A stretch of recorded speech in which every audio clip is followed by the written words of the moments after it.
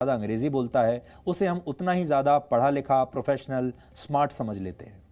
Interview में अगर कोई अच्छी अंग्रेज़ी बोलता है तो उसका इंप्रेशन जो है वो ज़्यादा अच्छा माना जाता है।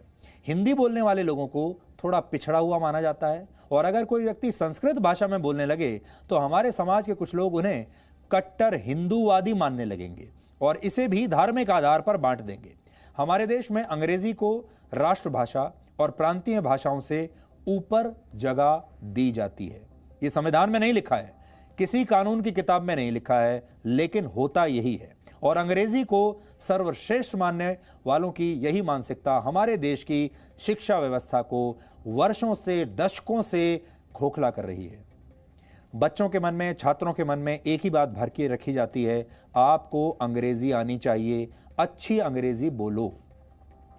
संस्कृत को सभी भाषाओं की जननी यानी मां कहा जाता है, यानी हिंदी सहित बहुत सारी हमारी क्षेत्रीय भाषाओं का जन्म संस्कृत से हुआ है। इसके बाद भी हमारे देश में संस्कृत को महत्व नहीं दिया जाता, और जैसा हमने आपको कहा, संस्कृत को एक खास विचारधारा से जोड़कर देखा जाता है। लेकिन आज हम आपको भारत से 12,000 किलोमीटर दूर न्यूजीलैंड की संसद से आई एक तस्वीर दिखाना चाहते हैं, जहां भारतीय मूल के एक सांसद डॉक्टर गौरव शर्मा ने संस्कृत भाषा में शपथ ली। 33 वर्ष के गौरव शर्मा हिमाचल प्रदेश के हमीरपुर जिले से हैं। वो न्यूजीलैंड की संसद के सबसे युवा सांसदों में से एक हैं, और आज जब उन्होंने शपथ ली तो संस्कृत में ली। कैसे ली, आप देखिए। गौरव शर्मा न्यूजीलैंड की हैमिल्टन वेस्ट सीट से चुने गए हैं, और उन्होंने पहले न्यूजीलैंड की मूल भाषा में शपथ ली, उसके बाद संस्कृत में शपथ ली। गौरव शर्मा के मुताबिक भारत से बाहर संस्कृत में शपथ लेने वाले वो पूरी दुनिया में दूसरे व्यक्ति हैं, और उनसे पहले सूरीनाम के राष्ट्रपति ने भी संस्कृत में ही शपथ ली थी जब वो राष्ट्रपति बने थे। गौरव शर्मा से ट्विटर पर एक व्यक्ति ने पूछा कि उन्होंने शपथ हिंदी भाषा में क्यों नहीं ली। इस पर गौरव शर्मा ने जवाब दिया कि उन्होंने अपनी पहली भाषा पहाड़ी या पंजाबी में शपथ लेने पर विचार किया था, लेकिन सभी को खुश रखना मुश्किल है। संस्कृत से सभी भारतीय भाषाओं का आदर होता है, इनमें वो भाषाएं भी शामिल हैं जो उन्हें बोलनी नहीं आती, इसलिए उन्होंने संस्कृत को चुना।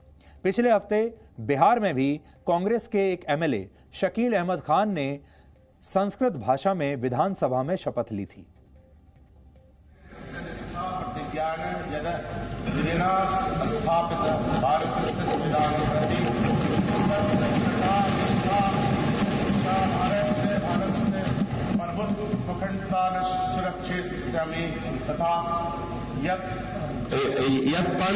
ग्रह तुमील धतुस्सिम तथा तस कत्यामिनी सदा पूर्वक निर्वक्ष्यामि। तो यहां हम शकील अहमद की तारीफ करना चाहते हैं, प्रशंसा करना चाहते हैं कि उन्होंने संस्कृत में शपथ लेकर पूरे देश को एक बहुत अच्छा संदेश देने की कोशिश की है, और साथ ही अपने समाज में भी उन्होंने एक बहुत अच्छा सौहार्दपूर्ण संदेश दिया है।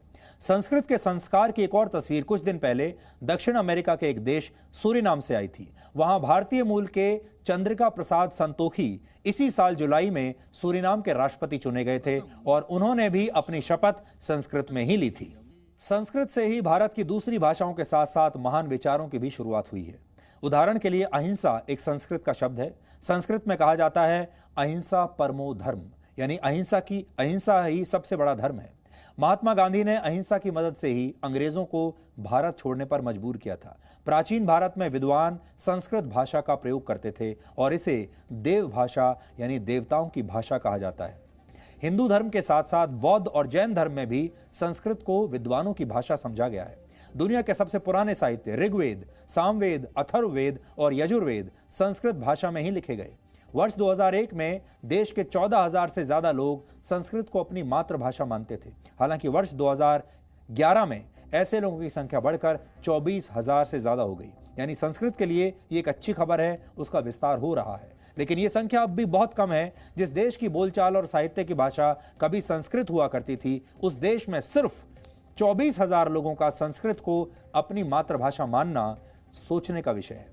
अगर आप ये मानते हैं कि संस्कृत एक प्राचीन यानी पुरानी भाषा है और ये आउटडेटेड हो चुकी है, तो इस विचार को बदल दीजिए।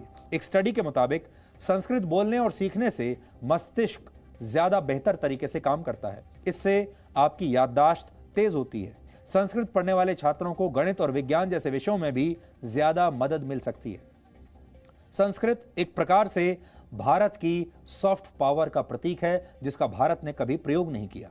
जर्मनी के 14 विश्वविद्यालयों और ब्रिटेन की 4 यूनिवर्सिटीज में संस्कृत पढ़ाई जाती है। हर वर्ष इन यूनिवर्सिटीज में दुनिया भर के छात्र दाखिला लेते हैं और संस्कृत पढ़ते हैं। भारत के अलावा चीन, तिब्बत, जापान, कोरिया, यूरोप और अमेरिका सहित दुनिया के 17 देशों में संस्कृत पढ़ाई जाती है। चीन, तिब्बत, थाईलैंड और इंडोनेशिया की भाषाओं में भी संस्कृत से मिलते जुलते शब्द हैं। संस्कृत के बारे में हम आपको आगे भी और ज्यादा जानकारियां देते रहेंगे।